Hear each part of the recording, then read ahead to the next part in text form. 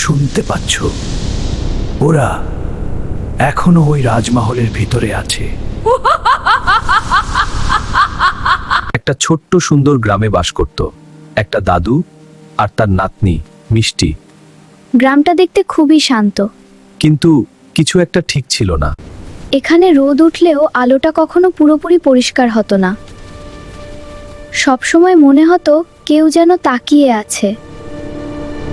দাদু আর মিষ্টি থাকতো একটা পুরনো ভাঙাচোরা ঘরে, যেটা দেখলেই গা শিউরে উঠত। বাড়ির পাশেই ছিল একটা জঙ্গল, যেখানে দিনের বেলাতেও অন্ধকার লেগে থাকতো আর ছিল খুবই ভয়ানক।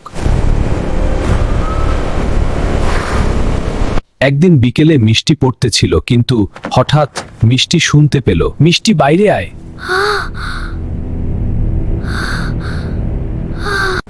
সে জানালার দিকে তাকালো। দাদু দাঁড়িয়ে আছে বাইরে, কিন্তু দাদু তো তখন ঘরের ভিতরে শুয়ে আছে। মিষ্টির বুক কেঁপে উঠল। সে বুঝতে পারল ওটা দাদু না, দাদু তো বলেছিল জঙ্গলে কিছু একটা আছে। জঙ্গলটা ভালো না, খুবই ভয়ঙ্কর। এই মিষ্টি তাড়াতাড়ি জানালাটা আটকে দিবে। মিষ্টি খাটে গিয়ে বসবে দাদুর পাশে। হঠাৎ দরজায় জোরে ধাক্কা। দরজা খোল। কি হলো? দাদু, আমি ভয় পাচ্ছি। ও চলে আসছে। দাদু, আমার ভয় করছে। কে আসছে? ভয় পাস না, আমি আছি। জানি না আজ রাতে কি হবে। দরজা খোল। পরদিন সকালে গ্রামটা ঠিক আগের মতোই ছিল,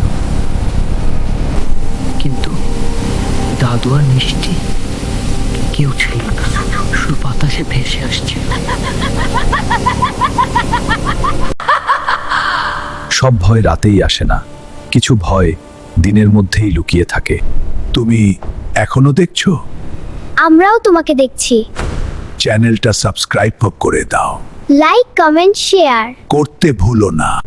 না করলে আজ রাতেই তোমার দরজায় তালা।